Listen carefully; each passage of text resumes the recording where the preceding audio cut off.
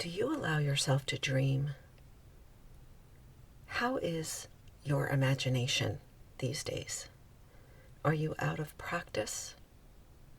I know I was. Welcome to your Daily Whisper. I'm Cara Bradley. Today I want to talk to you about dreaming. Dreaming about what we desire, about what is possible in these lives of ours. I know that for me, sometimes, especially when I'm stressed, it's really hard to dream. It's really hard to break out of the cage of the to-dos, the conditioned behavior, the news. But dreaming is so amazing. And sometimes your dreams actually do come true. So a few years ago, I bought a dream book. I bought that book and I bought some markers, really fun markers. And I started to dream by myself, allowing the colors, the ideas to be formed on paper. And then I started to include my husband and sometimes my kids. My younger daughter at the time was kind of stuck and was having a hard time envisioning her future. I think a lot of our young adults are finding themselves in that anxious state of being where they can't even imagine what their future looks like.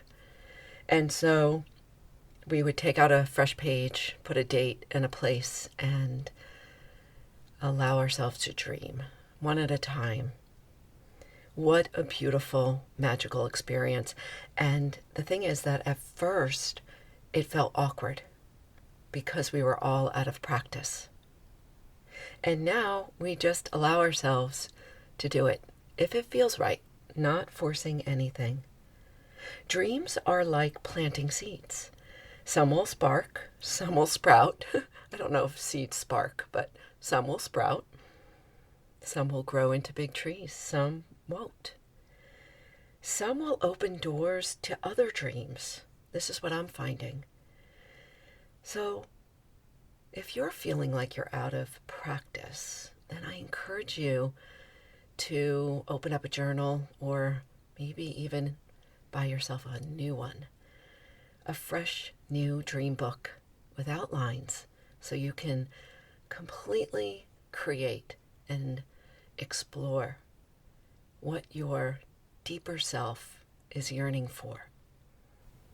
So here's one of my dreams. About a year ago, my husband and I, after not having a home for 7 years, started to search for a home here in Maine. And we would write down our ideas in our dream book. We had been on the road or in short-term rentals for quite a while, and we decided it was time to root down. So we weren't super clear on what we wanted or honestly could afford in this crazy market, but we kept dreaming. We kept thinking about what are some of our must-haves, nice-to-haves. Some of those changed, some didn't. And every once in a while we go back to the dream book and we would look at what our dream house looked like. And then totally unexpectedly a few months ago, I saw a listing. I went to drive by the house and I knew it was the house because of all the work we had done in our dream book. And because I had dreamed it, it was so obvious when I saw it. And here we are a few months later in a cottage in Maine on a private road with a few acres, lots of privacy, and so much potential to make our own. And it started because of that seed planted in a book. And so I encourage you to start today, to start allowing yourself to dream, to give yourself permission to imagine, to build that muscle up again. Life is short. It's so short, and anything is possible. But until we imagine it, we can't even see it out there. The opportunities remain hidden unless we allow ourselves to start to create them in our imagination. And for me, ideally, on paper. So it may feel awkward at first. It did for me.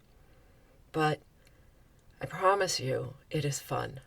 And it's really, really exciting when you start to see some of those dreams come to fruition. Thanks for listening.